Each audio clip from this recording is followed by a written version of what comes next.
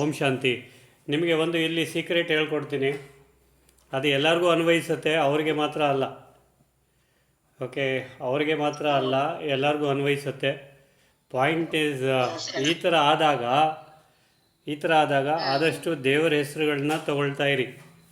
ಏನನ್ನ ನೀವು ಟೆನ್ಷನ್ ಆಗಲಿ ಇದಾಗಲಿ ಮಾಡಲಿಕ್ಕೆ ಹೋಗಬೇಡಿ. ದೇವರ ಹೆಸರು ಎಷ್ಟಾಗುತ್ತೋ ಅಷ್ಟು. ಯಾವ ದೇವರು ನಿಮಗೆ ಇಷ್ಟವಾದ ದೇವರು, ಕುಲದೇವರು, ಗ್ರಾಮದೇವರು, ಮನೆ ದೇವರು, ಏನೇನು ಇದೆಯೋ, ಏನೇನು ಬರುತ್ತೋ ಮನಸ್ಸಿಗೆ ಅದನ್ನು ಉಚ್ಚಾರ ಮಾಡ್ತಾಯಿರಿ, ಅಥವಾ ಚಾಂಟ್ ಮಾಡ್ತಾಯಿರಿ, ಅಥವಾ ಮನಸ್ಸಲ್ಲಾದರೂ ಚಾಂಟ್ ಮಾಡಿ. ಒಂದು. ಎರಡನೇದು, ಈ ಥರ ಹೆದರಿಕೆ ಆಗಿ ಬರೋದು ಸಹಜ. ಅದು ನಮ್ಮ ಕರ್ಮ ಕಳಿಯತ್ತೆ. ನಿಮಗೆ ಎರಡಿದೆ ಇಲ್ಲಿ ಆಪ್ಷನ್ನು. ಈಗ ಕರ್ಮ ಕಳಿಬೇಕಾ ಅಥವಾ ಕರ್ಮ ಕಳಿಬಾರ್ದಾ ಅನ್ನೋದು ನಿಮ್ಮ ಕೈಯಲ್ಲಿರುತ್ತೆ. ಈಗ ಕರ್ಮ ಕಳಿಬೇಕು ಅಂತಂದರೆ ಈ ಒಂದು ಏನು ದುಃಖ ಇದೆ, ಈ ಒಂದು ಏನು ನೋವಿದೆ, ಮಾನಸಿಕವಾಗಿ ಅನುಭವಿಸ್ತಾ ಇದ್ದೀರಾ, ನಾ ಇಲ್ಲ ಅಂತ ಹೇಳಲ್ಲ. ಈ ಮಾನಸಿಕವಾದ ನೋವನ್ನು ಅನುಭವಿಸ್ಲಿಕ್ಕೆ ಬಿಟ್ಬಿಡಿ. ಅದು ಬರಲಿ. ಆ ಅನುಭವ ನಿಮಗೆ ಒಳ್ಳೆ ಲೆಸನ್ ಕೊಡುತ್ತೆ, ಒಳ್ಳೆ ಪಾಠ ಕಲಿಸುತ್ತೆ. ಆದರೆ ಈ ಅನುಭವನ ತಡಿಲಿಕ್ಕೆ ಯಾರಿಗಾದ್ರೂ ಕರೆದ್ರಿ, ಅವ್ರನ್ನ ಕರೆದ್ರಿ, ಇವ್ರನ್ನ ಕರೆದ್ರಿ ಅಂತ ಮಾಡಿದ್ರೆ ಕರಿಬೋದು. ಅದು ಕರೆದ್ರೂ ಅವ್ರಿಗೂ ಇವ್ರಿಗೂ ಏನೂ ಕಾಣಲ್ಲ, ಇವ್ರಿಗೆ ಮಾತ್ರ ಕಾಣುತ್ತೆ ಅದು. ಸೊ ಯಾಕೆಂದರೆ ಮಾಡಿರ್ತಕ್ಕಂಥ ಕರ್ಮಗಳು ಒಂದೇ ರೀತಿಯಲ್ಲಿ ಒಂದೇ ಸಮನೆ ಬರುತ್ತೆ, ಫಾಸ್ಟ್ ಫಾರ್ವರ್ಡ್ ಪ್ಲೇ ಆಗುತ್ತೆ. ಆಗ ಅದನ್ನು ಹೋಗಲಿಕ್ಕೆ ಬಿಡಿ, ಹಾಗೇ ಹೋಗಲಿ. ಅದು ಆ ಕರ್ಮಶೇಷ ನಾಶ ಆಗುತ್ತೆ. ನೀವು ಅದನ್ನು ತಡೆಗಟ್ಟಲಿಕ್ಕೆ ಟ್ರೈ ಮಾಡಿದ್ರೆ ಅದು ಮತ್ತೆ ಮರುಕಳಿಸೋ ಸಾಧ್ಯತೆ ಇರುತ್ತೆ, ಅಥವಾ ಕರ್ಮ ಕಳಿಯಲ್ಲ. ಇಲ್ಲಿ ನಮ್ಮದು ಉದ್ದೇಶ ಏನು? ಕರ್ಮ ಕಳಿಯೋದು. ಕರ್ಮ ಕಳಿಬೇಕಂದ್ರೆ ಈವನ್ ಆ ಒಂದು ರೀಸನ್ಗೋಸ್ಕರ ನಿಮಗೆ ರಾಮಜಪ, ಏಕಾದಶಿ ಪ್ರಾಣಾಯಾಮ, ಬಾಪ್ ಸಮಾನ್ ಮೆಡಿಟೇಷನ್ ಇವೆಲ್ಲ ಹೇಳ್ಕೊಡೋದು ಏನಕ್ಕೆ ಅಂತಂದರೆ, ನೀವು ಮಾಡುವಾಗ ಆ ಒಂದು ಯೋಗ ಅಥವಾ ಆ ಒಂದು ಮೆಡಿಟೇಷನ್ನು, ಕೆಲವೊಮ್ಮೆ ಮೆಡಿಟೇಷನಲ್ಲಿ ಈಸಿಯಾಗಿ ಕೂತ್ಕೊಳ್ಳಿಕ್ಕಾಗತ್ತೆ, ಕೆಲವೊಮ್ಮೆ ಕಷ್ಟ ಆಗುತ್ತೆ. ಮೈಕೈ ನೋವು, ದೇಹ ಒಪ್ಪಲ್ಲ, ದೇಹ ಒಪ್ಪೋದಿಲ್ಲ. ಕೆಲವೊಮ್ಮೆ ಮಲ್ಕೋಬೇಕು ಅನಿಸುತ್ತೆ, ಲೆಥಾರ್ಜಿ ಫೀಲ್ ಮಾಡಿಸುತ್ತೆ. ಸೊ ಆವಾಗ ಏನಾಗುತ್ತೆ ಅಂತಂದರೆ, ಈ ದೇಹದ ಮುಖಾಂತರ ಆ ಕರ್ಮ ಹೋಗಲಿ, ನೀವು ಅದನ್ನು ಹಠ ಹಿಡಿದಾದರೂ ಕೂತ್ಕೊಳ್ಳಿ. ಹಠ ಹಿಡಿದು ಕೂತ್ಕೊಳ್ಳಿ ಅಂದರೆ ಲೆಥಾರ್ಜಿ ಅನಿಸುತ್ತೆ, ಲೇಜಿನೆಸ್ ಅನಿಸುತ್ತೆ, ಅಲ್ಲಿ ನೋವು, ಇಲ್ಲಿ ಜೋಮ್ ಬಿಡಿಯುತ್ತೆ, ಅಲ್ಲಿ ಜೋಮ್ ಬಿಡಿಯುತ್ತೆ, ಕೈಕಾಲು ಹಲ್ಲಾಡಿಸಿ ಬಟ್ ಕೂತ್ಕೊಳ್ಳಿ. ಇಲ್ಲಿ ಜೂಮ್ ಬಿಡಿಯುತ್ತೆ, ನನಗೆ ಕಷ್ಟ ಆಗ್ತಾಯಿದೆ, ನಿದ್ದೆ ಬರ್ತಾ ಇಲ್ಲ, ಅಥವಾ ನಿದ್ದೆ ಮಾಡಬೇಕು ಅನಿಸುತ್ತೆ, ಅದೆಲ್ಲ ಮಾಡಲಿಕ್ಕೆ ಹೋದರೆ ಈ ಕರ್ಮ ಕಳಿಯಲ್ಲ. ಸೊ ಆ ಕರ್ಮ ಕಳಿಲಿಕ್ಕೆ ಬಿಟ್ಬಿಡಿ. ಕರ್ಮ ಕಳೀಲಿ. ಕರ್ಮ ಕಳಿಯೋಕ್ಕೆ ಬರೋದು ಈ ನೋವು, ಕರ್ಮ ಕಳಿಯೋಕ್ಕೆ ಬರೋದು ಈ ಮನಸ್ಸಲ್ಲಿ ಬೇಡದೇ ಇದ್ದ ಯೋಚನೆಗಳು. ಅದು ಕರ್ಮ ಕಳೆದು ಹೋಗಲಿ.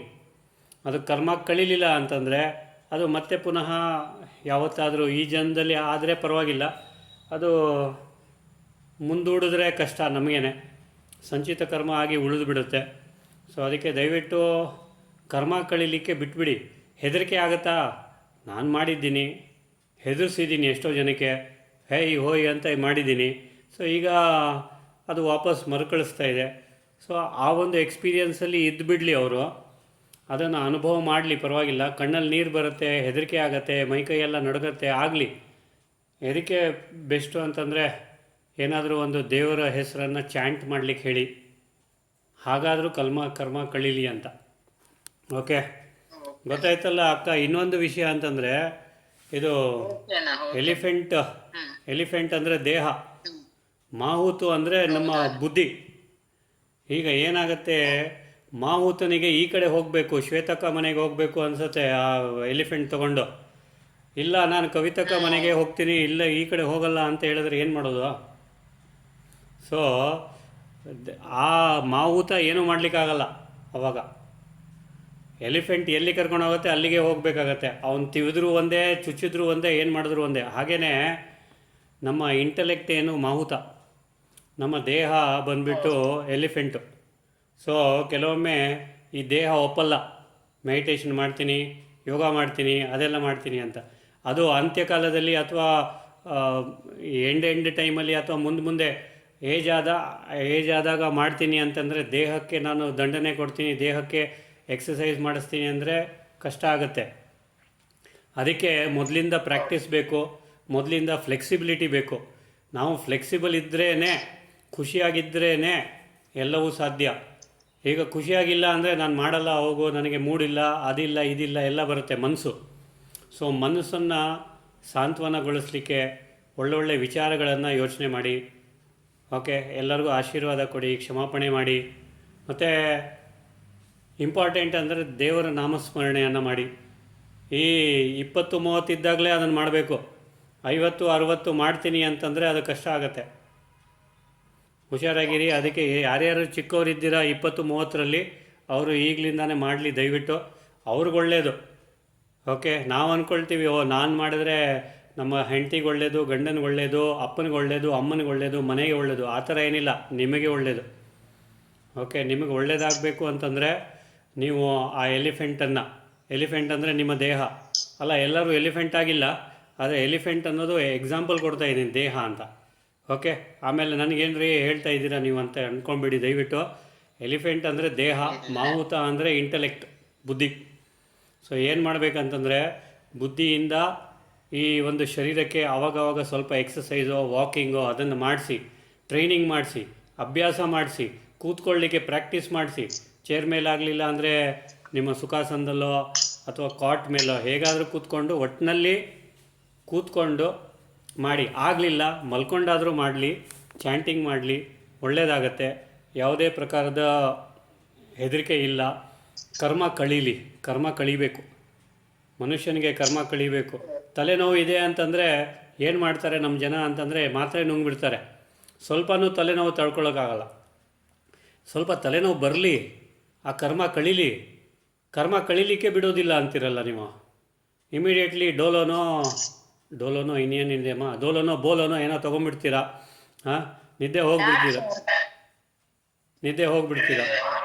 ಓಕೆ, ನಿಮ್ಮ ಕರ್ಮ ಯಾವಾಗ ಕಳಿಯತ್ತೆ? ಕರ್ಮ ಕಳಿಬೇಕು ಅಂದರೆ ಸ್ವಲ್ಪ ಆದರೂ ಎಕ್ಸ್ಪೀರಿಯನ್ಸ್ ಮಾಡಬೇಕು. ಸ್ವಲ್ಪ ಆದರೂ ನೋವನ್ನು ಇದು ಮಾಡ್ಕೋಬೇಕು, ತಡ್ಕೋಬೇಕು. ನೋವನ್ನು ತಡೀಲಿಲ್ಲ ಅಂದರೆ ಕರ್ಮ ಹೋಗಲ್ಲ. ಮಾಡಿರ್ತೀರಲ್ಲ, ಅಲ್ಲ ನಾನು ಮಾಡಿದ್ದೀನಿ, ನಾನು ಏನು ಭಾಳ ಸಾಚ ಅಂತಲ್ಲ, ನಾನು ಮಾಡಿದ್ದೀನಿ. ನಾನು ಕೆಲವೊಮ್ಮೆ ಏನಾದರೂ ಹುಷಾರಿಲ್ಲ, ವೈರಲ್ ಫೀವರು, ಫ್ಲೂ ಬಂತು, ಅದು ಬಂತು, ಇದು ಬಂತು, ಸ್ವಲ್ಪ ತಡ್ಕೊಳ್ತೀನಿ. 1 ದಿವಸ, 2 ದಿವಸ, 3 ದಿವಸ. ಯಾಕೆ ಅಂದರೆ ಅದು ಬಂದು ಹೋಗಲಿ ಕರ್ಮ. ತಡಿಲಿಕ್ಕಾಯ್ತಾ? ತಡ್ಕೊಳ್ಳಿ. ಸ್ವಲ್ಪ ತಡಿಲಿಕ್ಕಾಗಿಲ್ವಾ? ಸ್ವಲ್ಪ ಎಕ್ಸ್ಟೆಂಡ್ ಮಾಡಿ ನೋವನ್ನು. ಏನು ಆಗೋದಿಲ್ಲ ನಿಮಗೆ, ನಿಮ್ಮ ದೇಹ ಏನು ಹೋಗಿಬಿಡೋದಿಲ್ಲ. ಸ್ವಲ್ಪ ನೋವು ತಡ್ಕೊಳ್ಳಿ, ಪರವಾಗಿಲ್ಲ, ಏನೂ ಆಗಲ್ಲ. ಕರ್ಮ ಕಳಿಯತ್ತೆ ದೇಹದ ಮುಖಾಂತರ. ಇಲ್ಲ ಅಂತಂದರೆ ಆ ಕರ್ಮ ಮುಂದೂಡುತ್ತೆ. ಸೊ ಇಂಪಾರ್ಟೆಂಟು ವಿಷಯ. ಓಕೆನಾ? ಓಕೆ. ಸೊ ಕರ್ಮ ಕಳೀಲಿಕ್ಕೆ ಏನು ಮಾಡಬೇಕು? ನೀವು ಕರ್ಮವನ್ನು ಅನುಭವಿಸ್ಬೇಕು. ಓಕೆ, ಈಗ ಯಾರ್ಯಾರಿಗೋ ಪಾಪ ಏನೇನೋ ಪ್ರಾಬ್ಲಮ್ಗಳಾಗಿರುತ್ತೆ. ಸೊ ಅದನ್ನು ಹೋಗಲಿಕ್ಕೆ ಬಿಡಿ. ಅದನ್ನು ನೀವು ಔಷಧಿ ತೊಗೊಳ್ಳೋದು ಬೇಡ ಅಂತ ಹೇಳಲ್ಲ, ತಡ್ಕೋಬೇಕು, ನಾವು ಔಷಧಿ ತೊಗೋಬೇಕಾಗತ್ತೆ. ಆದರೆ ಅಟ್ ದ ಸೇಮ್ ಟೈಮ್ ಸ್ವಲ್ಪ ಆದರೂ ಅನುಭವಿಸಿ ಕಷ್ಟವನ್ನು. ಈಗ ಹೊಟ್ಟೆ ಹಸಿತಾ ಇದೆ ಅಂದ ತಕ್ಷಣ ಹೋಗಿಬಿಡೋದು, ಕಿಚನಲ್ಲೋ ಫ್ರಿಜ್ ಓಪನ್ ಮಾಡಿ ಏನೋ ತಿನ್ಬಿಡೋದು. ಸ್ವಲ್ಪ ಹೊಟ್ಟೆ ಹಸಿಲಿ, ಏನೂ ಆಗಲ್ಲ, ತೊಂದರೆ. ಒಂದು 5 ನಿಮಿಷ 10 ನಿಮಿಷ ಹೊಟ್ಟೆ ಹಸಿಲಿ, ಏನೂ ಆಗಲ್ಲ. ಓಕೆ ಓಕೆ ದೇವರೇ, ಏನಮ್ಮ ಅಣ್ಣ, ದೇಹದ ಕರ್ಮನ ಈ ರೀತಿಯಾಗಿ ಸ್ವಲ್ಪ ಅಡ್ಜಸ್ಟ್ ಆಗ್ತೀವಿ. But when it comes to ಮಕ್ಕಳ ಜೊತೆ ಒಂದು ಫೈಟಿಂಗ್ ನಡೀತಾ ಇರುತ್ತಲ್ಲ ಮಕ್ಕಳ ನಡುವೆ, ಅದನ್ನ ಹೆಂಗೆ ಸಮಾಧಾನ ಮಾಡ್ಕೊಳ್ಳೋದು? ಅದು ಮಾನಸಿಕವಾಗಿ ನಮಗೆ ತೊಂದರೆ ಕೊಡ್ತಾ ಇದೆ ತಾನೆ. ಇಬ್ಬರು ಮಕ್ಕಳು, ಮುದ್ದಾದ ಮಕ್ಕಳು, ಒಂದು ರೈಟ್ ಐ ಇನ್ನೊಂದು ಲೆಫ್ಟ್ ಐ, ಅವರೇ ಜಗಳ ಆಡ್ತಾ ಇದ್ದಾಗ ನಮಗೇನು ಅನಿಸುತ್ತೆ ಮನಸ್ಸಿಗೆ? ಏನಪ್ಪ ಇದು ಅಂತ ಮನಸ್ಸಿಗೆ ಬೇಜಾರಾಗತ್ತೆ. ಆದರೆ ಇಲ್ಲಿ ಏನು ಮಾಡಬೇಕಂತಂದರೆ ಸ್ವಲ್ಪ ಮನಸ್ಸಿಗೆ ಬೇಜಾರು ಆದರೂ ಪರವಾಗಿಲ್ಲ, ಆ ಮಕ್ಕಳಿಗೆ ಸಾಂತ್ವನ ಹೇಳಬೇಕು ಒಳ್ಳೆ ಮಾತಲ್ಲಿ. ನೀವು ಬೈಬಾರ್ದು, ಹೊಡಿಬಾರ್ದು. ಆಮೇಲೆ ಇನ್ಯಾವುದೇ ಥರದ ಅಸ್ತ್ರಗಳನ್ನು ಯೂಸ್ ಮಾಡಬೇಡಿ. ನೋಡು, ನಾನೀಗ ಹತ್ತು ಬಿಡ್ತೀನಿ, ನೀವು ಸುಮ್ಮನೆ ಇರಲ್ಲ ಅಂದರೆ ಈ ಎಲ್ಲ ಅಮ್ಮಂದಿರು ರಾಮಬಾಣ ಅದು. ಓಕೆ, ಗಂಡನಿಗೆ ಹೆಂಡತಿಯ ಬ್ರಹ್ಮಾಸ್ತ್ರ, ಮಕ್ಕಳಿಗೆ ತಾಯಿಯ ರಾಮಬಾಣ. ಓಕೆ, ಸೊ ಅದಕ್ಕೆ ಅದನ್ನು ಯೂಸ್ ಮಾಡಬೇಡಿ ದಯವಿಟ್ಟು. ಸ್ವಲ್ಪ ಆದರೂ ಮಾನಸಿಕವಾಗಿ ಸ್ವಲ್ಪ ಆದರೂ ನಾವು, ಅದು ಒಂಥರ ಮನಸ್ಸಿನ ಸಫರಿಂಗೆ. ಓಕೆ, ಸೊ ಎನಿವೆ, ಇವತ್ತಿನ ಟಾಪಿಕ್ ಏನು ಹೇಳಿದೆ ನಾನು? ಓಕೆ, ಎಲ್ಲರಿಗೂ ಸ್ವರ್ಗಕ್ಕೆ ಬರಬೇಕು, ಎಲ್ಲರಿಗೂ ಸತ್ಯುಗಕ್ಕೆ ಬರಬೇಕು. ಅದಕ್ಕೆ ಕೆಲವೊಂದು ಪಾಯಿಂಟ್ಸ್ಗಳಿದೆ. ಇಲ್ಲಿ ಸತ್ಯುಗ ಮತ್ತು ಸ್ವರ್ಗ ಅಂದ ತಕ್ಷಣ don't consider it as a geographical place. ಇಲ್ಲೇ ಸ್ವರ್ಗ, ಇಲ್ಲೇ ನರಕ. ಸೊ ನಮ್ಮ ಐಡೆಂಟಿಫಿಕೇಷನ್ ಏನಿದೆ ಅದನ್ನು ಶಿಫ್ಟ್ ಮಾಡ್ಕೋಬೇಕಷ್ಟೆ. ಸೊ ಒಂದೊಂದಾಗಿ ಹೇಳ್ತೀನಿ, ದಯವಿಟ್ಟು ಪ್ರಾಕ್ಟೀಸ್ ಮಾಡಿ. Practice makes you perfect. So ಮೊದಲನೇದಾಗಿ ನಾಮ. ನಮ್ಮ ಶರೀರದ ನಾಮ ಏನಮ್ಮ? ಅರ್ಚನಾ ಅಂತೀರಾ, ಪ್ರತಿಮಾ ಅಂತೀರಾ, ಏನೇನೋ ಹೆಸರುಗಳನ್ನ ಇಟ್ಟಿದ್ದೀರಾ ದೇಹಕ್ಕೆ. ಓಕೆ, ಈ ದೇಹದ ಒಂದು ಶರೀರದ ಒಂದು ಹೆಸರಿನಿಂದ ಉತ್ತೀರ್ಣರಾಗಬೇಕು, ಅಂದರೆ ಮೇಲೆ ಹೋಗಬೇಕು.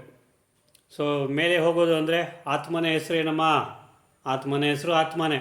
ಕಾನ್ಷಿಯಸ್ನೆಸ್, ಆತ್ಮ, ಅವೇರ್ನೆಸ್, ಎಷ್ಟೋ ಬೇರೆ ಬೇರೆ ಥರದ ಹೆಸರುಗಳನ್ನ ಕೊಟ್ಟಿದ್ದಾರೆ. ಅದು ಸಿನಾನಿಮ್ಸ್. ಅದು ಆತ್ಮನ ಹೆಸರು ಆತ್ಮನೇ. ಆತ್ಮನ್, ಆತ್ಮ, ಸ್ಪಿರಿಟ್. ಓಕೆ, ಸೋಲ್.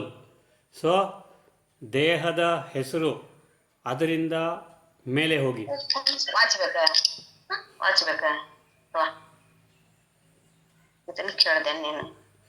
ಓಕೆ ದೇವ್ರೆ, ಎನಿವೆ.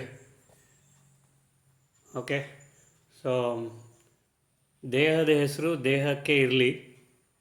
ನಾನು ಆತ್ಮ ಅಂತ ಆದಷ್ಟು ಪರಿಗಣಿಸಿ. Identification important. What are you identifying as? If you are identifying yourself as a body, suffering ಖಂಡಿತ. If you are not identifying yourself as a body and if you identify yourself as soul, ಆತ್ಮ, spirit, ಆಗ ನಿಮ್ಮ suffering ಕಮ್ಮಿ ಆಗುತ್ತೆ. So ನೀವೇ ನಿರ್ಧಾರ ಮಾಡ್ಕೊಳ್ಳಿ, suffering ಆಗಬೇಕಾ, suffering ಆಗೋದು ಬೇಡವಾ ಅಂತ. ಸೊ ಎರಡನೇದು ರೂಪ. ರೂಪ ಅಂದರೆ ಹೆಸರು ರೂಪ ಅಲ್ಲ, ರೂಪ. ಸೊ ರೂಪ ನಾವು ಸಾಮಾನ್ಯವಾಗಿ ಏನು ಮಾಡ್ತಿದ್ದೇವೆ? ಶರೀರ ರೂಪಕ್ಕೆ ಹೋಗ್ತೀವಿ. ಗಂಡೋ ಹೆಣ್ಣು, ಅವ್ರು ಈ ಶರ್ಟ್ ಹಾಕ್ಕೊಂಡೆ, ಆ ಪ್ಯಾಂಟ್ ಹಾಕ್ಕೊಂಡಿದ್ದಾರೆ, ಜೀನ್ಸ್ ಹಾಕ್ಕೊಂಡಿದ್ದಾರೆ, ಇದು ಹಾಕ್ಕೊಂಡಿದ್ದಾರೆ, ಅದು ಹಾಕ್ಕೊಂಡಿದ್ದಾರೆ, ಏನೇನೋ ಅದಕ್ಕೆ ಹೋಗ್ತೀವಿ ನಾವು. ಓಕೆ, ಆದರೆ ನನ್ನ ನಿಜವಾದ ರೂಪ ಏನು? ಬಿಂದು ರೂಪ, ಬಿಂದು. ಓಕೆ, ಬಿಂದು ಅನ್ನೋದು ರೂಪ ಕೊಟ್ಟಿದ್ದೀವಿ ನಾವೇ. ಓಕೆ, ನಿರಾಕಾರ ಆತ್ಮಕ್ಕೆ ಬಿಂದು ಅಂತ. ಯಾಕೆಂದರೆ ನಮಗೆ ಯೂಸ್ ಆಗಿಬಿಟ್ಟಿದೆ ಫಾರ್ಮ್ ನೋಡಿ ನೋಡಿ, ದೇಹ ನೋಡಿ ನೋಡಿ. ಅದಕ್ಕೆ ರೂಪ ಏನು? ಬಿಂದು ರೂಪ. ಸ್ವರೂಪ ಏನು? ಸ್ವರೂಪ. ಮತ್ತು ನೀವು ಇದಕ್ಕೆ ಏನಂತಾರೆ, ಅದಕ್ಕೆ ದೇಹಕ್ಕೆ ಅಲಂಕಾರ ಮಾಡ್ಕೊಂಡಿದ್ದೀರಾ, ಆ ಡ್ರೆಸ್ ಹಾಕ್ಕೊಂಡಿದ್ದೀರಾ, ಈ ಡ್ರೆಸ್ ಹಾಕ್ಕೊಂಡಿದ್ದೀರಾ, ಏನೇನೋ ಮಾಡ್ಕೊಳ್ತೀರಲ್ಲ. ಸೊ ಆ ಸ್ವರೂಪ, ಅದಕ್ಕೆ ಹೋಗಬೇಡಿ ಅಥವಾ ಅದರ ಹಿಂದೆ ಹೋಗಬೇಡಿ. ನಿಜವಾದ ಸ್ವರೂಪ ನಂದೇನೋ ಇಲ್ಲೇ ನೋಡೋಣ. ಈಗ ಮೊದಲನೇದಾಗಿ ನಾಮ ನಾವು ತಗೊಂಡ್ವಿ. ಪರಮಾತ್ಮ ನಮ್ಮ ತಂದೆ ಅಂತ ನಾವು ಎಲ್ಲರಿಗೂ ಹೇಳ್ತೀವಿ. ಪರಬ್ರಹ್ಮ, ಪರಮಾತ್ಮ, ಬ್ರಹ್ಮ ಮಹಾತತ್ವ ಅಂತ. ತತ್ವಕ್ಕೆ ಹೋಗೋದು ಬೇಡ, ಪರಮಾತ್ಮ ನಮ್ಮ ತಂದೆ. ಪರಮಾತ್ಮ ಶಿವ, ಬಾಬಾ ಅಂತಲೂ ಹೇಳ್ತೀವಿ. ಪರಮಾತ್ಮ ಅಂದರೆ ಟೈಟಲ್ಲು, ಶಿವ ಅಂದರೆ ಹೆಸರು, ಬಾಬಾ ಅಂದರೆ ನಮ್ಮ ರಿಲೇಷನ್ಶಿಪ್ ಅವ್ರ ಜೊತೆ, ತಂದೆಯ ರಿಲೇಷನ್ಶಿಪ್. ಓಕೆ, ಸೊ ಪರಮಾತ್ಮ ಹೇಗಿದ್ದಾನೆ? ನಿರಾಕಾರ ಆಗಿದ್ದಾನೆ. ನಿರಾಕಾರ ಪರಮಾತ್ಮನಾಗಿದ್ದಾನೆ. ಸೊ ಆತ್ಮ ಹೇಗಿರುತ್ತೆ? ನಿರಾಕಾರ ಆತ್ಮವಾಗಿರುತ್ತೆ. ರೂಪ ಪರಮಾತ್ಮಂದು ಬಿಂದು ರೂಪ. ಸೊ ದೇಹದ್ದು ಅಥವಾ ನಮ್ಮ ನಾನು ಆತ್ಮನ ರೂಪ ಏನು? ಬಿಂದು. ಸ್ವರೂಪ ಏನು? ಪರಮಾತ್ಮಂದು ಜ್ಯೋತಿಯ ಸ್ವರೂಪ. ನಾನು ಆತ್ಮನ ಸ್ವರೂಪ ಏನು? ಜ್ಯೋತಿಯ ಸ್ವರೂಪ. ಹೌದಾ ಇಲ್ವೋ? ವಯಸ್ಸು, ಈ ಶರೀರಕ್ಕೆ ಎಷ್ಟು ವಯಸ್ಸು? ಏನಮ್ಮ ನಿಮ್ಮ ವಯಸ್ಸು ಅಂದ ತಕ್ಷಣ ಇಮಿಡಿಯೇಟ್ಲಿ ಹೇಳ್ಬಿಡ್ತೀರ. ಆದರೆ ಆತ್ಮನ ನಿಜವಾದ ವಯಸ್ಸೇ ಇಲ್ಲ, ಎಟರ್ನಲ್. ಅದು ಆತ್ಮ ಅನಾದಿ ಅವಿನಾಶಿ. ಸೊ ಇಲ್ಲಿ ನೋಡಿ, ಅನಾದಿ ಅವಿನಾಶಿ ಅನ್ನೋದು ಈ ಒಂದು 4 ಪಾಯಿಂಟ್ ಇದೆಯಲ್ಲ, ಭಾಳ ಇಂಪಾರ್ಟೆಂಟು. ಇದು ನೀವು daily, day to day, at least ದಿನಕ್ಕೆ ಒಂದು 5-6 ಬಾರಿ ಆದರೂ ಮನನ ಚಿಂತನೆ ಮಾಡಿ. ನಾಮ ಆತ್ಮ, ರೂಪ ಬಿಂದು ರೂಪ, ಸ್ವರೂಪ ಜ್ಯೋತಿಯ ಸ್ವರೂಪ, ವಯಸ್ಸು ನಾನು ಅಜರ ಅಮರ ಅವಿನಾಶಿ ಆತ್ಮ. ಓಕೆನಾ? ಸೊ ಈ 4. ನೆಕ್ಸ್ಟ್, ನಾನು ಎಲ್ಲಿಂದ ಬಂದಿದ್ದೀನಿ? ನೀವು ಎಲ್ಲಿಂದ ಬಂದಿದ್ದೀರಾ? ಅಡ್ರೆಸ್ ಕೇಳಿದ್ರೆ ನಿಮ್ಮ ಮನೆ ಅಡ್ರೆಸ್ ಹೇಳ್ಬಿಡ್ತೀರಾ, ಲೊಕೇಶನ್ ಬೇರೆ ಕಳಿಸ್ಬಿಡ್ತೀರಿ ಈಗ. ಓಕೆ, ಪರಮಧಾಮದ್ದು ಲೊಕೇಶನ್ ಏನಮ್ಮ? ಎಲ್ಲಿದೆಯೋ ಗೊತ್ತಿಲ್ಲ. ಮೇಲೋದ್ರೂ ಪರಮಧಾಮ ಸಿಗುತ್ತೆ, ಕೆಳಗೋದ್ರೂ ಪರಮಧಾಮ ಸಿಗುತ್ತೆ. ಒಟ್ಟಿನಲ್ಲಿ ಪರಮಧಾಮ ಸಿಗುತ್ತೆ, ನೀವು ವರಿ ಮಾಡಬೇಡಿ. ನೀವು ಹೇಗಾದರೂ ಹೋಗಿ ಪರಮಧಾಮ ಸಿಗುತ್ತೆ. ಸೊ ನಮ್ಮ ನಿಜವಾದ ದೇಶ, ನಮ್ಮ ನಿಜವಾದ ಮನೆಯ ಅಡ್ರೆಸ್ಸು ಪರಮಧಾಮ. ಓಕೆ, ಎಲ್ಲಿದ್ದೀವಪ್ಪ ನಾವು? ಈ ಒಂದು ಯುಗದಲ್ಲಿದ್ದೀವಿ. ಇದಕ್ಕೆ ನಾವು ಸಂಗಮ ಯುಗ ಅಂತ ಹೇಳ್ತೀವಿ. ಕಲಿಯುಗ ಮತ್ತು ಸತ್ಯುಗದ ಮಧ್ಯದಲ್ಲಿ ಸಂಧಿ ಕಾಲ ಬರುತ್ತಲ್ಲ, ಆ ಸಂಧಿಗೆ ನಾವು ಸತ್ಯುಗ ಅಂತ ಹೇಳ್ತೀವಿ. ಅದು 100 ವರ್ಷ ಅಂತಾರೆ, ಕೆಲವರು 108 ವರ್ಷ ಅಂತಾರೆ. 100 ವರ್ಷನೇ ಇಟ್ಕೊಳ್ಳೋಣ. ಓಕೆ, 100 ವರ್ಷದ ಸಂಧಿಕಾಲ. ಆ ಕಾಲದಲ್ಲಿದ್ದೀವಿ ನಾವೀಗ, ಸಂಗಮ ಯುಗ. ಯಾಕೆ ಇದು ಸಂಗಮ ಯುಗ? ಇದು ಪ್ರಾಪ್ತಿ ಮಾಡಿಕೊಳ್ಳುವಂಥ ಯುಗ. ಇದು ಒಳ್ಳೆಯದನ್ನು ನೀವು ಎಷ್ಟು ಒಳ್ಳೇದು ಮಾಡ್ತೀರೋ ಅಷ್ಟು ನಿಮ್ಮ ಪ್ರಾರಬ್ಧದಲ್ಲಿ ಅಥವಾ ಪ್ರಾರಬ್ಧದಲ್ಲಿ ಅದು ಶೇಖರಣೆ ಆಗತ್ತೆ. ಅಂದರೆ ಅದು ಸಂಚಿತ ಕರ್ಮನೇ, ಅದು ನೀವು ಉಪಯೋಗಿಸಿದಾಗ ಅದು ಪ್ರಾರಬ್ಧ ಆಗತ್ತೆ ಆ ಒಂದು ಜನ್ಮಕ್ಕೆ. ಓಕೆ, ಸೊ ಎಷ್ಟು ನೀವು ಒಳ್ಳೆಯದನ್ನು, ಪುಣ್ಯವನ್ನು, ಆಶೀರ್ವಾದವನ್ನು ಕೂಡಿಡ್ತೀರಾ ಅದು ನಿಮಗೆ ಬಿಟ್ಟಿದ್ದು. ಎಲ್ಲರೂ ಆಶೀರ್ವಾದವನ್ನು ಕೂಡಿಟ್ಟಿದ್ದೀರಾ? ಚೆಕ್ ಮಾಡ್ಕೊಳ್ಳಿ ದಯವಿಟ್ಟು. ಸೊ ನೆಕ್ಸ್ಟು ನಮ್ಮ ಗುಣಗಳೇನು? ಏನಮ್ಮ ನಮ್ಮ ಗುಣ? ನೀವು ಹೇಳ್ತೀರಾ, ಅವ್ರ ಹತ್ರ ಮಾತಾಡಬೇಡಿಪ್ಪ, ಅವರು ಕೋಪಿಷ್ಟರು ಅಂತ. ಅದಾ ಗುಣ? ಅದು ಗುಣ ಅಲ್ಲ ಅದು. ಓಕೆ, ನಮ್ಮ ನಿಜವಾದ ಗುಣ ಅಂತಂದರೆ ಸುಖ, ಶಾಂತಿ, ಪ್ರೀತಿ, ಪವಿತ್ರತೆ, ಖುಷಿ, ಆನಂದ, ಜ್ಞಾನ. ಇಷ್ಟೇ. Peace, purity, power, love, happiness, bliss, knowledge. ಈ 7 ನಮ್ಮ ಗುಣ. 8 ಶಕ್ತಿಗಳು. 7 ಗುಣ, 8 ಶಕ್ತಿ ನಮ್ಮ ನಿಜವಾದ ಏನಂತಾರೆ ಅದಕ್ಕೆ ಗುಣ. ಅದು ನಮ್ಮ ಆಸ್ತಿ ಪರಮಾತ್ಮನಿಂದ ಬಂದದ್ದು, ನಮ್ಮ ನಿಜವಾದ ಪಾರಲೌಕಿಕ ತಂದೆಯಿಂದ ಬಂದದ್ದು. ನಮ್ಮ ಕರ್ಮ ಏನು? ಏನಮ್ಮ ನೀವೇನಮ್ಮ ಕೆಲಸ ಮಾಡ್ತೀರಾ? What job do you do ಅಂತ ಹೇಳಿದರೆ I am a doctor, I am a engineer ಹೇಳ್ತೀರಾ. ಅದು ದೇಹದ್ದು ಆಯಿತು. ಆತ್ಮನ ಕರ್ಮ ಏನಮ್ಮ? ಈ 7 ಗುಣ ಮತ್ತು 8 ಶಕ್ತಿಗಳನ್ನ ಎಲ್ಲರಿಗೂ ದಾನ ಮಾಡೋದು ಅಥವಾ ಎಲ್ಲರಿಗೂ ಸ್ಪ್ರೆಡ್ ಮಾಡೋದು. ಓಕೆ, ಎಲ್ಲರಿಗೂ ಸಿಗುವಂತೆ ಮಾಡೋದು. ಓಕೆ, ಸೊ ಇದು ನಮ್ಮ ಸ್ವಕರ್ಮ. ಸ್ವಧರ್ಮ 7 ಗುಣ 8 ಶಕ್ತಿ ಆಯಿತು. ಸ್ವಕರ್ಮ ಅಂತಂದರೆ ಇದನ್ನು 7 ಗುಣಗಳನ್ನು 8 ಶಕ್ತಿಯನ್ನು ದಾನ ಮಾಡೋದು. ನೆಕ್ಸ್ಟ್ ನಮ್ಮ ಕರ್ತವ್ಯ ಏನು? ಕರ್ತವ್ಯ ಏನು? ಮದುವೆ ಮಾಡ್ಕೊಂಡಿದ್ದೀನಿ ಸರ್, ಅದಕ್ಕೆ ಹೆಂಡತಿ ಮಕ್ಕಳನ್ನ ನೋಡಬೇಕು. ಅದಲ್ಲಪ್ಪ ನಿಮ್ಮ ಕರ್ತವ್ಯ. ಅದು ನಿಮ್ಮ ದೇಹದ ಕರ್ತವ್ಯ. ಆತ್ಮನ ಕರ್ತವ್ಯ ಏನು? ಎಲ್ಲರಿಗೂ ಸುಖ, ಶಾಂತಿ, ಪ್ರೀತಿ, ಪವಿತ್ರತೆ ಕೊಡೋದು. ಕೊಡ್ತಾ ಇದ್ದೀರಾ? ನಿಮ್ಮ ದೇಹಕ್ಕೆ ಕೊಡ್ತಾ ಇದ್ದೀರಾ? ಫಸ್ಟ್ ಕೇಳ್ಕೊಳ್ಳಿ. ನಿಮಗೆ ನೀವು ಕೊಡ್ತಾ ಇದ್ದೀರಾ ಕೇಳ್ಕೊಳ್ಳಿ. ಸೊ ದಯವಿಟ್ಟು ಮೊದಲು ನಿಮ್ಮನ್ನು ಇದು ಮಾಡ್ಕೊಳ್ಳಿ. ಯಾಕೆಂದರೆ ನಾವು 3 ಸರ್ಟಿಫಿಕೇಟ್ ತೊಗೊಳ್ಳೇಬೇಕು. ಒಂದು ಸ್ವಯಂಯಿಂದ, ಒಂದು ಪರಿವಾರದಿಂದ, ಒಂದು ಪರಮಾತ್ಮನಿಂದ ಅಥವಾ ಬಾಬಾನಿಂದ. ಸೊ ಅದಕ್ಕೆ ನೀವೇನು ಮಾಡಬೇಕು? ನಿಮ್ಮ ಕರ್ತವ್ಯ ಏನು? ಎಲ್ಲರಿಗೂ ಸುಖ, ಶಾಂತಿ, ಪ್ರೀತಿ, ಪವಿತ್ರತೆ ಕೊಡೋದು. ಶ್ರೇಷ್ಠವಾದ ಧರ್ಮವನ್ನೇ ಮಾಡೋದೇ ನಿಮ್ಮ ಕರ್ತವ್ಯ. ಶ್ರೇಷ್ಠವಾದ ಧರ್ಮ ಅಥವಾ ಶ್ರೇಷ್ಠವಾದ ಕರ್ಮ ಯಾವುದು? ನಿಮ್ಮ ಧರ್ಮ ಪಾಲನೆ. ಧರ್ಮ ಪಾಲನೆ ಅಂದರೆ 7 ಗುಣ 8 ಶಕ್ತಿ. ಆಮೇಲೆ ನಂದು ಧರ್ಮ ಇದು, ನನ್ನ ಇದು. ಇಲ್ಲಿ ಕ್ಯಾಸ್ಟಿಸಮ್, ರಿಲಿಜನ್ ಬರೋದಿಲ್ಲ. ಎಲ್ಲ ಆತ್ಮಗಳ ಧರ್ಮ ಒಂದೇ. ಎಲ್ಲ ಆತ್ಮಗಳೇ ಒಂದೇ ಧರ್ಮ. ಆದರೆ ನಾವಿಲ್ಲಿ ಅದನ್ನು ಬೇರೆ ಬೇರೆ ಮಾಡಿಬಿಟ್ಟಿದ್ದೀವಿ. ಓಕೆ, ಬರೀ ಮಠಾಧಿಪತಿಗಳು ಇವರು ಮಾಡುವಂಥದ್ದಲ್ಲ, ಪ್ರತಿಯೊಬ್ಬರೂ ಮಾಡಬೇಕಾದ ಒಂದು ಕೆಲಸ ಇದು. ಅಂದರೆ ನಿಮ್ಮ ಧರ್ಮವನ್ನು ನೀವು ಪಾಲನೆ ಮಾಡಬೇಕು. ಧರ್ಮ 7 ಗುಣ 8 ಶಕ್ತಿಯನ್ನು ಎಲ್ಲರಿಗೂ ಕೊಡೋದು. 7 ಗುಣ 8 ಶಕ್ತಿಯನ್ನು ನೀವು ಪ್ರಾಕ್ಟೀಸ್ ಮಾಡೋದು, ಅದರಲ್ಲೇ ಇರೋದು. ಅದು ನಮ್ಮ ಒರಿಜಿನಲ್ ಸಂಸ್ಕಾರ ಅಥವಾ ಒರಿಜಿನಲ್ ಗುಣ, ಪರಮಾತ್ಮನಿಂದ ಪಡೆದಿರೋದು. ಮಿಕ್ಕಿದೆಲ್ಲ ತಂದೆಯ ಕಿವಿ, ತಾಯಿಯ ಕಣ್ಣು, ಅದೆಲ್ಲ ಇಲ್ಲಿ ಇನ್ಹೆರಿಟ್ ಮಾಡ್ಕೊಂಡಿದ್ದು, ಪೇರೆಂಟಲ್ ಸಂಸ್ಕಾರ ಅಂತ ಅದಕ್ಕೆ. ಆಮೇಲೆ ಅಕ್ಕಪಕ್ಕದಲ್ಲಿ ಏನೇನು ನೋಡಿಕೊಂಡು ಅಭ್ಯಾಸ ಮಾಡ್ಕೊಳ್ತೀವಲ್ಲ, ಅದು ಎನ್ವೈರ್ಮೆಂಟಲ್ ಸಂಸ್ಕಾರ ಆಗಿಬಿಡುತ್ತೆ. ಅದು ಇನ್ಹೆರಿಟೆಡ್ ಸಂಸ್ಕಾರನೇ. ಇದಲ್ಲದೆ ಪಾಸ್ಟ್ ಲೈಫ್ ಸಂಸ್ಕಾರ ನಿಮ್ಮನ್ನು ಹಾವಿ ಆಗುತ್ತೆ. ಇವಕ್ಕೆಲ್ಲ ನನಗನ್ಸುತ್ತೆ ಒಂದು ಸಟಲ್ ಕರ್ಮದ್ದು ವಿಷಯದಲ್ಲೂ ಒಂದು ದಿವಸ ಕ್ಲಾಸ್ ಮಾಡ್ತೀನಿ. ಸೊ ಈ ಕರ್ಮಗಳೇನಿದೆ, ಈ ಇನ್ಹೆರಿಟೆನ್ಸು ಅಥವಾ ಇನ್ಹೆರಿಟೆಡ್ ಕರ್ಮಗಳೇನಿದೆ, ಅದು ನೀವು ಆದಷ್ಟು ಉಪಯೋಗಿಸಲಿಲ್ಲ ಅಂತಂದರೆ, ಬರೀ ಒರಿಜಿನಲ್ ಸಂಸ್ಕಾರಗಳನ್ನು ಅಥವಾ ಒರಿಜಿನಲ್ ಗುಣಗಳನ್ನು ನೀವು ಉಪಯೋಗಿಸಿದರೆ ಈ ಕರ್ಮಶೇಷ ತಾನಾಗಿಯೇ ನಾಶ ಆಗತ್ತೆ. ಯಾವುದೇ ಕಾರಣಕ್ಕೂ ನಿಮ್ಮ ಮೇಲೆ ಹಾವಿ ಆಗೋದಿಲ್ಲ. ಸೊ ಅದಕ್ಕೆ ಈ ಇನ್ಹೆರಿಟೆಡ್ ಕರ್ಮ ಏನು, ನಿಮ್ಗೆ ಬೇಕಾದಾಗ ತೆಗೆದು ಹಾಕ್ಬೋದು, ಆದರೆ ನೀವು ತೆಗೆದು ಹಾಕಲ್ಲ. ಹೌದಾ ಇಲ್ವೋ? ಇನ್ನೊಂದು ಇಂಪಾರ್ಟೆಂಟು, ಈ ಕರ್ಮದ ಇದರಲ್ಲಿ ಚಳಿ ಆದರೆ ಇಮಿಡಿಯೇಟ್ಲಿ ಸ್ವೆಟರ್ ಹಾಕ್ಕೋಬೇಡಿ. ಸ್ವಲ್ಪ ಚಳಿ ಅನುಭವಿಸಿ, ಪರವಾಗಿಲ್ಲ. ಆ ದೇಹ ಕರ್ಮ ನಾಶ ಮಾಡುತ್ತೆ. ಅದರಲ್ಲಾದರೂ ಯಾರಿಗೂ ಹೇಳ್ಕೊಡ್ಬೇಡಿ ಈ ಸಿಗರೇಟ್. ಭಾಳ ಸೀಕ್ರೆಟಿವ್ ಇದು. ಓಕೆ, ಸೊ ಚಳಿ ಆಗ್ತಾ ಇದೆಯಾ? ಸ್ವಲ್ಪ ಚಳಿ. ಬಿಸಿಲಾಗ್ತಾ ಇದೆ, ಸ್ವಲ್ಪ ಬಿಸಿಲಲ್ಲಿ ಏನೂ ಆಗೋಲ್ಲ, ವಿಟಮಿನ್ ಡಿ ಸಿಗುತ್ತೆ, ಬಿಸಿಲಲ್ಲಿ ಇದ್ದಂಗೆ ಆಗುತ್ತೆ. ದೇಹದ ಮುಖಾಂತರ ಕರ್ಮ ನಾಶ ಮಾಡಬೇಕಂದ್ರೆ ಇವೆಲ್ಲ ಯುಕ್ತಿಗಳು. ಓಕೆ, ಇದನ್ನು ಯಾರಾದರೂ ನಿಮ್ಗೆ ಹೇಳ್ಕೊಟ್ಟಿದ್ದೆ ಆದರೆ ನನಗೆ ದಯವಿಟ್ಟು ಮೆಸೇಜ್ ಮಾಡಿ, ಯಾರು ಅದು ಅಂತ ಅವ್ರ ಕಾಲು ಹೋಗಿ ಇಳಿತೀನಿ. ಯಾಕಂದರೆ ಅವರು ಸೀಕ್ರೆಟ್ ಬಿಟ್ಕೊಟ್ಟಿದ್ದಾರೆ ಅಂತ. ಓಕೆ, ದೇಹಕ್ಕೆ ಕಾಲು ನೋವು ಆಯಿತಾ? ಕಾಲು ಚಪ್ಪಲಿ ಇಲ್ಲದೆ ಓಡಾಡ್ತಾ ಇರ್ತೀರ. ನಮಸ್ತೆ ಅಕ್ಕ, ಓಂ ಶಾಂತಿ. ಕಾಲು ಚಪ್ಪಲಿ ಇಲ್ಲದೆ ಓಡಾಡ್ತಿರ್ತೀರ, ಕಲ್ಲು ಮುಳ್ಳು ಚುಚ್ಚುತ್ತೆ, ಸ್ವಲ್ಪ ಚುಚ್ಚಲಿ, ಏನೂ ಆಗಲ್ಲ. ಓಕೆ, ಸೊ ಸ್ವಲ್ಪ ಆದರೂ ಕರ್ಮ ಅನುಭವಿಸಿ ಅಂತ ಹೇಳೋದು. ಅದಕ್ಕೆ ನೆಲದ ಮೇಲೆ ಕೂತ್ಕೋಬೇಕು, ಭೂಮಿಗೆ ಭೂವಂದನೆ ಮಾಡಲೇಬೇಕು ಅಂತ. ಸೊ ಕರ್ತವ್ಯ ಆಯಿತು. ನಮ್ಮ ಭಾಷೆ ಏನಪ್ಪ, ನಂದು ಕನ್ನಡ ಸಾರ್, ನೀವು ಕನ್ನಡದಲ್ಲೇ ಮಾತಾಡಿ. ಇನ್ನೊಬ್ರು ಹೇಳ್ತಾರೆ ನಂದು ಇಂಗ್ಲಿಷ್ ನನಗೆ ಇಂಗ್ಲಿಷಲ್ಲಿ ಮಾತಾಡಿ, ಕನ್ನಡ ಬರೋದಿಲ್ಲ ಅಂತ. ಇನ್ನೊಬ್ರು ಹೇಳ್ತಾರೆ ಸಾರ್ ನೀವು ತೆಲುಗುನಲ್ಲಿ ಕ್ಲಾಸ್ ಮಾಡಿದ್ರೆ ಭಾಳ ಚೆನ್ನಾಗಿರುತ್ತೆ ಅಂತ. ನಮಗೆ ಯಾವ ಭಾಷೆ, ಆತ್ಮನ ಭಾಷೆ ಯಾವುದು? ಸೈಲೆನ್ಸು. ನಾನು ಸೈಲೆನ್ಸಲ್ಲಿ ಕ್ಲಾಸ್ ಮಾಡ್ತೀನಿ, ಖುಷಿ ಆಗುತ್ತೆ. ಸೈಲೆನ್ಸು, ಆತ್ಮನ ಭಾಷೆ ಸೈಲೆನ್ಸು, ಪರಮಾತ್ಮನ ಭಾಷೆನೂ ಸೈಲೆನ್ಸು.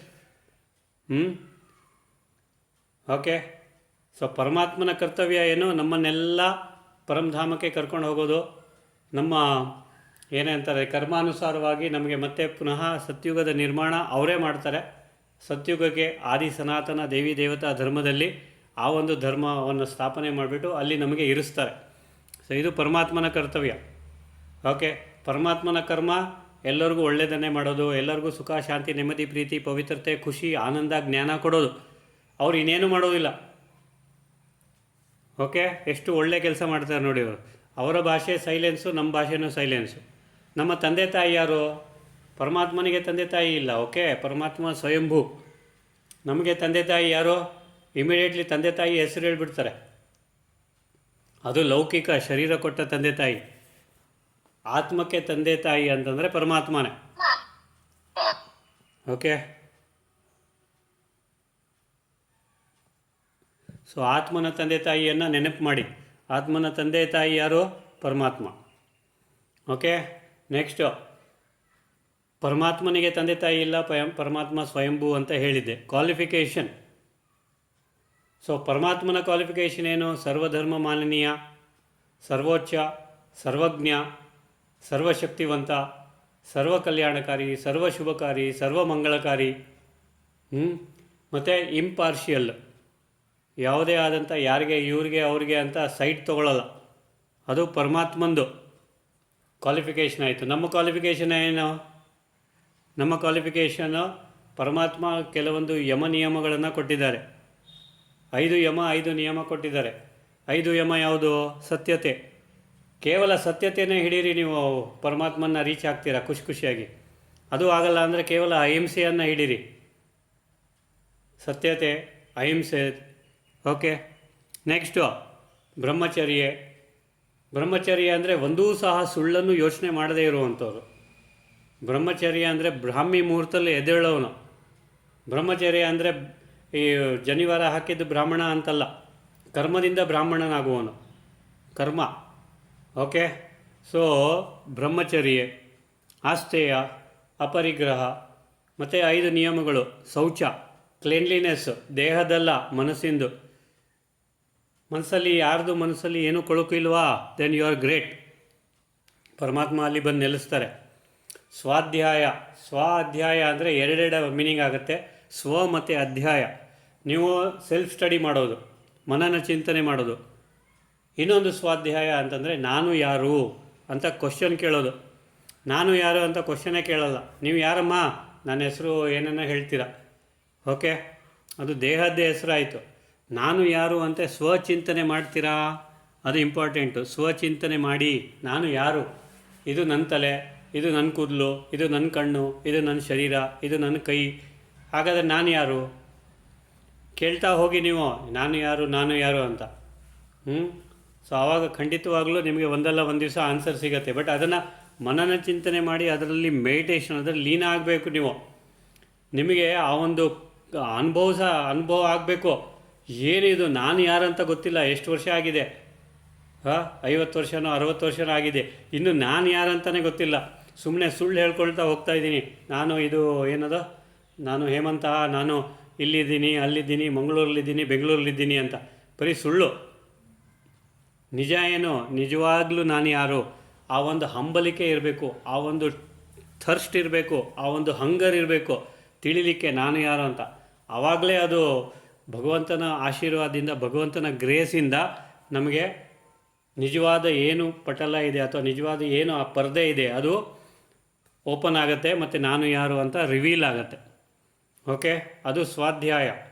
ಸಂತೋಷ, ಸಂತೋಷವಾಗಿದ್ದೀರಾ? ನನಗೆ ಕೇಳ್ತಾ ಇದ್ದೀನಿ, ನಿಮಗಲ್ಲ. ಓಕೆನಾ? ನಾನು ಸಂತೋಷವಾಗಿದ್ದೀನಾ? ಓಕೆ, ಸಂತೋಷವಾಗಿದ್ದೀನಿ. ಸೊ ಸಂತೋಷ ಮೀನ್ಸ್ ಕಂಟೆಂಟ್ಮೆಂಟ್. ಓಕೆನಾ? ನೆಕ್ಸ್ಟು ಈಶ್ವರ ಪ್ರಣಿಧಾನ. ಆ ಭಗವಂತನಲ್ಲಿ ಶರಣಾಗತಿ ಇದೆಯಾ? ಅಕ್ಸೆಪ್ಟೆನ್ಸ್ ಇದೆಯಾ? ಅದು ಇಂಪಾರ್ಟೆಂಟು. ನನ್ನಲ್ಲಿ ಮೊದಲು ಎಕ್ಸೆಪ್ಟೆನ್ಸ್ ಬರಬೇಕು, ಆದ ನಂತರ ಬರುತ್ತೆ ಶರಣಾಗತಿ. ಓಕೆ. ತಪಸ್ಸು. ತಪಸ್ಸು ಅಂದರೆ ಕೂತ್ಕೊಂಡು ಮೆಡಿಟೇಷನ್ ಮಾತ್ರ ಮಾಡೋದು ಅಲ್ಲ. ತಪಸ್ಸು ಅಂದರೆ ನಾನಾ ರೀತಿಯ ತಪಸ್ಸು. ಈಗ ನಾನು ಹೇಳಿದ್ನಲ್ಲ, ಬಿಸಿಲಲ್ಲಿ ಒಂದು 5-10 ನಿಮಿಷ ಎಕ್ಸ್ಟ್ರಾ ಇದ್ದರೆ ಏನೂ ಆಗಲ್ಲ, ಅದು ತಪಸ್ಸೆ. ಓಕೆ. ಮಳೆ ಬರ್ತಾ ಇದೆ, ಇಮಿಡಿಯೇಟ್ಲಿ ಕೊಡೆ ಓಪನ್ ಮಾಡಿಬಿಡೋದು. ಯಾಕೆ? ಆ ಮಳೆ ನೀರು, ಅದರಲ್ಲಿ B12 ಇದೆ. ಮಳೆ ನೀರಲ್ಲಿ ವಿಟಮಿನ್ B12 ಇದೆ. ಅದು ನಿಮಗೆ ನೆಂದರೆ ಏನಾಗುತ್ತೆ? ನಿಮಗೆ ಏನೂ ಆಗಲ್ಲ. ಅಕ್ಷಿ ಅಂತೀರ, ಅದು ನೀವು ಮಾಡ್ಕೊಂಡಿರೋದು. ದೇಹದ ಇಮ್ಯೂನ್ ಸಿಸ್ಟಮನ್ನು ಕೆಳಗೆ ಮಾಡಿಬಿಟ್ಟಿದ್ದೀರ. ಓಕೆ. ಸೊ ಸ್ವಲ್ಪ ಮಳೆಯಲ್ಲಿ ನೆಂದರೆ ಏನೂ ಆಗಲ್ಲ, ಸ್ವಲ್ಪ ಮಳೆಯಲ್ಲಿ ನೆಲೀರಿ. ಹಂಗಂತ ಹೇಳ್ಬಿಟ್ಟು ಮೊದಲನೇ ಮಳೆಯಲ್ಲಿ ನೆನಿಬೇಡಿ. ಮೊದಲನೇ ಮಳೆ ಒಂಥರ ಟಾಕ್ಸಿಕ್ ಮಳೆ ಇರುತ್ತೆ. ಮೊದಲನೇ ಮಳೆ ಹೋಗ್ಲಿಕ್ಕೆ ಬಿಡಿ, 2ನೇ ಮಳೆ 3ನೇ ಮಳೆ ಆ ಥರ ನೀವು ನೆನೀರಿ. ಓಕೆ. ನಿಮ್ಮ ಜೊತೆ ಮಕ್ಕಳನ್ನು ಕರ್ಕೊಳ್ಳಿ, ಆಟ ಆಡಲಿ. ಆಮೇಲೆ ಇಲ್ಲ ಅಕ್ಕಪಕ್ಕದವ್ರು ಏನಾದರೂ ತಿಳ್ಕೊಂಡ್ರೆ ಅಂತ ಅದು ಮಕ್ಕಳಿಗೂ ಆಟ ಆಡ್ಲಿಕ್ಕೆ ಬಿಡೋದಿಲ್ಲ ಮಳೆಯಲ್ಲಿ. ಅದಕ್ಕೆ ಮಕ್ಕಳಲ್ಲೂ ಈಗಲೇ B12 ಡಿಫಿಷಿಯನ್ಸಿ, ಅದು ಡಿಫಿಷಿಯನ್ಸಿ, ಇದು deficiency. Okay. So that is ತಪಸ್. ನೆಕ್ಸ್ಟು ಪರಮಾತ್ಮನ ಸ್ವಭಾವ, ಪರಮಾತ್ಮನ ಸಂಸ್ಕಾರ ಏನೂ ಇಲ್ಲ. Is totally non violent, non judgemental. Okay. Non punishing, non interfering. ಯಾರ ಕರ್ಮದಲ್ಲೂ ಇಂಟರ್ಫಿಯರ್ ಆಗೋದಿಲ್ಲ ಅವರು. ನಾನ್ ಇಂಡಲ್ಜಿಂಗ್, ನಾನ್ ಇನ್ವಾಲ್ವಿಂಗ್. ಓಕೆ. ಆ ಥರ ನಾವು ನಾನ್ ಜಡ್ಜ್ಮೆಂಟಲ್ ಆಗಿರ್ಲಿಕ್ಕೆ ಸಾಧ್ಯನಾ? ನಮ್ಮ ಸ್ವಭಾವ ಏನಿರಬೇಕು? ಶಾಂತವಾಗಿರಬೇಕು. ಹೋಗಲಿ. ಸ್ವಸ್ಥಿತಿ ಏನಿರಬೇಕು? ಶಾಂತವಾಗಿರಿ. ಸಮಾನ ಶಾಂತಿ ಇರಲಿ. ಓಕೆ. ಆದಷ್ಟು ನಾನ್ ಜಡ್ಜ್ಮೆಂಟಲ್ ಆಗಿರಿ. ನಾನ್ ಪನಿಷಿಂಗ್ ಅಂದ ತಕ್ಷಣ ಭಗವಂತ ನಮಗೆ ಪನಿಷೇ ಮಾಡೋದಿಲ್ಲ. ಆದರೆ ನೀವು ನಿಮ್ಮನ್ನು, ನಿಮ್ಮ ಶರೀರವನ್ನು, ನಿಮ್ಮ ಮಕ್ಕಳನ್ನು ಎಷ್ಟು ಪನಿಷ್ ಮಾಡಿದ್ದೀರಾ ನೀವೇ ಕೇಳ್ಕೊಳ್ಳಿ. ಓಕೆ. ಅದಕ್ಕೆ ಈಗ ಕ್ಷಮಾಪಣೆ ಕೇಳಿ. ಅವರಿಗೆ ಕರೆದುಬಿಟ್ಟು, ಮಕ್ಕಳಿಗೆ ಕರೆದುಬಿಟ್ಟು, ಸಾರಿ ಅಪ್ಪ, ನಾನು ನಿನಗೆ ಬೈದಿದ್ದೀನಿ, ಹೊಡೆದಿದ್ದೀನಿ, ನನ್ನನ್ನು ಕ್ಷಮಿಸು ಅಂತ ಹೇಳ್ತೀರಾ?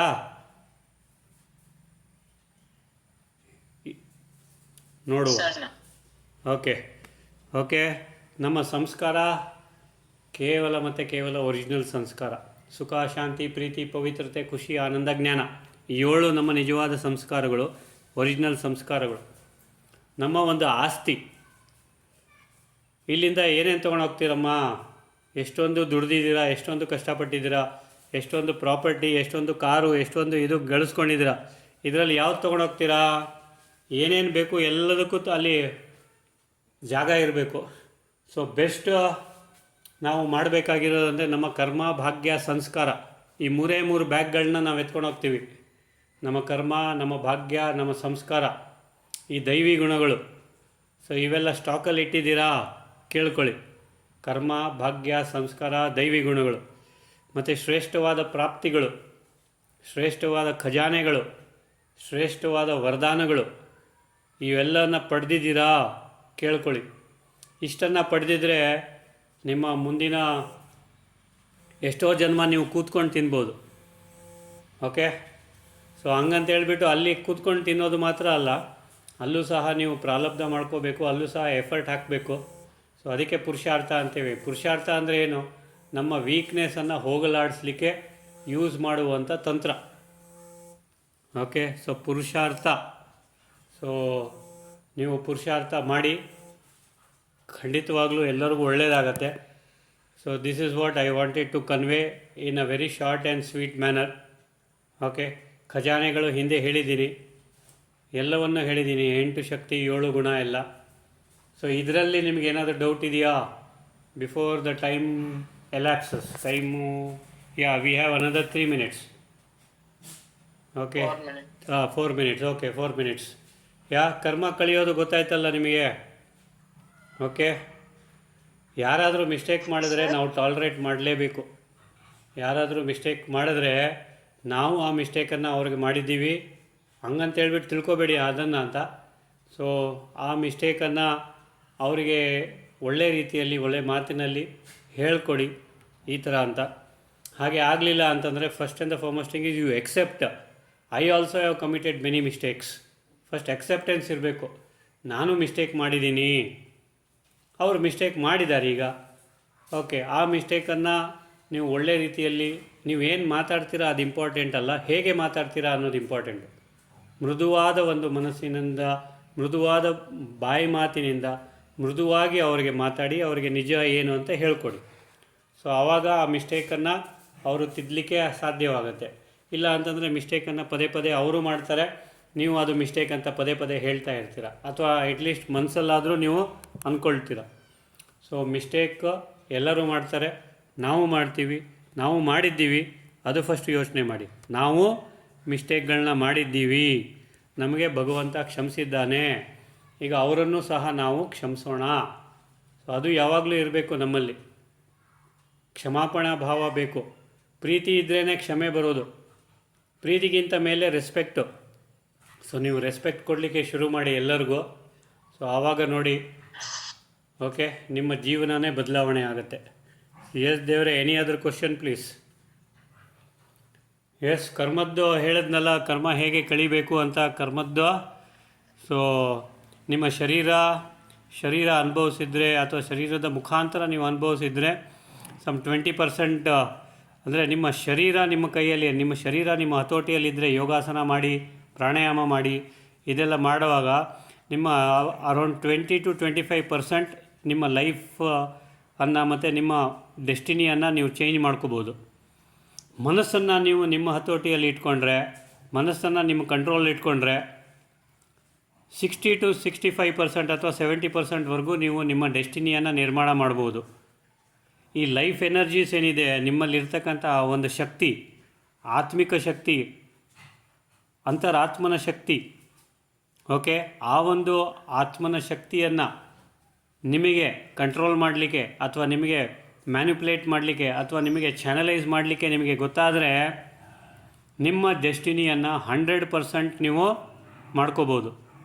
ಓಕೆ, ಇನ್ನೊಂದು ಇಂಪಾರ್ಟೆಂಟ್ ವಿಷಯ ಈ ಕರ್ಮದ ವಿಷಯದಲ್ಲಿ ಅಂತಂದರೆ, ಈಗ ಎಕ್ಸಾಂಪಲ್ ತಗೊಳ್ಳೋಣ. ಅನ್ಕಾನ್ಷಿಯಸ್ ಆಗಿ ಎಷ್ಟೋ ಮಾಡಿದ್ದೀವಿ ಚಿಕ್ಕಂದಿನಿಂದ ಈಗಿನವರೆಗೂ. ಸೊ ಈಗ ಅನ್ಕಾನ್ಷಿಯಸ್ ಆಗಿ ಬರ್ತಾ ಇದೆ ನೋಡಿ, ಅನ್ಕಾನ್ಷಿಯಸ್ ಥಿಂಗ್ಸ್ ಆರ್ ಕಮಿಂಗ್. ಈಗ ಕೆಲವರಿಗೆ ಕೆಟ್ಟ ಡ್ರೀಮ್ಸ್ ಬರುತ್ತೆ, ಆ ಡ್ರೀಮಿನ ಮುಖಾಂತರ ಆ ಕರ್ಮ ಹೋಗ್ತಾ ಇದೆ ಅಂತ ಭಾವಿಸಿ ಆ ಡ್ರೀಮನ್ನು ಇದು ಮಾಡಿಕೊಂಡು ಹೆದರ್ಕೊಳ್ಳೋ ಅವಶ್ಯಕತೆ ಇಲ್ಲ. ಕೆಲವರು ಹೇಳ್ತಾರೆ ಭಾಳ ಭಯಾನಕವಾದ ಕನಸು ಬಂತು ಅಂತ. ಬಂತು ಕನಸು, ಯಾರಿಗೆ ಎಫೆಕ್ಟ್ ಅದು? ಕಾನ್ಷಿಯಸ್ ಮೈಂಡ್, ಅನ್ಕಾನ್ಷಿಯಸ್ ಮೈಂಡಿಗೆ. ಓಕೆನಾ? ನಿಮಗೆ ಎಫೆಕ್ಟಾ? ಇಲ್ಲ. ಆತ್ಮಕ್ಕೆ ಎಫೆಕ್ಟಾ? ಇಲ್ಲ. ಆದರೆ ಇದೇನು ಅಂತಂದರೆ ಅದು ಕರ್ಮ ಕಳೀಲಿಕ್ಕೆ ಬರ್ತಾ ಇದೆ. ಸೊ ಡ್ರೆಡೆಡ್ ಡ್ರೀಮ್ಸು, ತುಂಬ ನೋವಾದ ಡ್ರೀಮ್ಸು, ಭಯಾನಕವಾದ ಡ್ರೀಮ್ಸ್ ಬಂದರೆ ಹೆದರ್ಕೊಳ್ಳೋ ಅವಶ್ಯಕತೆ ಇಲ್ಲ. ನಮ್ಮ ಕರ್ಮ ನಾಶ ಆಗ್ತಾ ಇದೆ. ಹಾಗಾದರೂ ನಾಶ ಆಗಲಿ. ಓಕೆ, ಬೆಚ್ಚ ಬೀಳ್ತೀರಾ, ಎದ್ದೇಳಿ, ಪರವಾಗಿಲ್ಲ. ಅದು ಕೆಲವೊಮ್ಮೆ ಮತ್ತೆ ರಿಪೀಟ್ ಆಗಬಹುದು. ಆದರೆ ನಿಮ್ಮ ಕರ್ಮ ನಾಶ ಮಾಡಬೇಕಂತಂದರೆ ಐದರ್ ವೆನ್ ಯು ಆರ್ ಜಾಗೃತ ಅವಸ್ಥೆಯಲ್ಲಿ ಅಥವಾ ಸ್ವಪ್ನಾವಸ್ಥೆಯಲ್ಲಿ ಅಥವಾ ನಿದ್ರಾವಸ್ಥೆಯಲ್ಲಿ ಅಥವಾ ಮೆಡಿಟೇಷನಿಗೆ ಕೂತಾಗ ಕರ್ಮಗಳು ಬರುತ್ತೆ.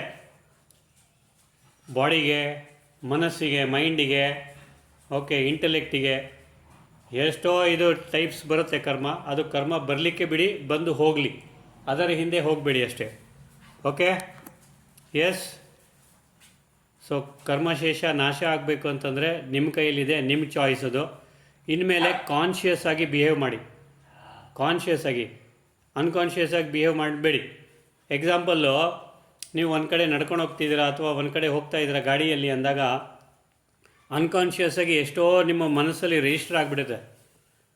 ಓಕೆ, ಕಾನ್ಷಿಯಸ್ ಆಗಿ ನೀವಿದ್ದರೆ, ಕಾನ್ಷಿಯಸ್ ಆಗಿ ಶಾಂತಿ, ಸಹನೆ, ಪ್ರೀತಿ, ಪವಿತ್ರತೆ ಎಲ್ಲ ಕಡೆ ಹರಡಿಸ್ತಾ ಇದ್ದರೆ, ಎಲ್ಲರಿಗೂ ಶುಭಕಾಮನೆ, ಶುಭ ಭಾವನೆ ಕೊಟ್ಟರೆ ನಿಮಗೆ ಆಶೀರ್ವಾದನೂ ಸಿಗುತ್ತೆ, ಪುಣ್ಯನೂ ಗಳಿಸ್ಕೊಳ್ತೀರ. ಓಕೆನಾ? ಸೊ ಕಾನ್ಷಿಯಸ್ ಆಗಿರಿ, ಕಾನ್ಷಿಯಸ್ ಆಗಿ ಶಾಂತವಾಗಿರಿ, ಕಾನ್ಷಿಯಸ್ ಆಗಿ ಯಾವಾಗಲೂ ಚೀರ್ಫುಲ್ ಆಗಿ, ಹ್ಯಾಪಿಯಾಗಿರಿ. ಆಗತ್ತಾ?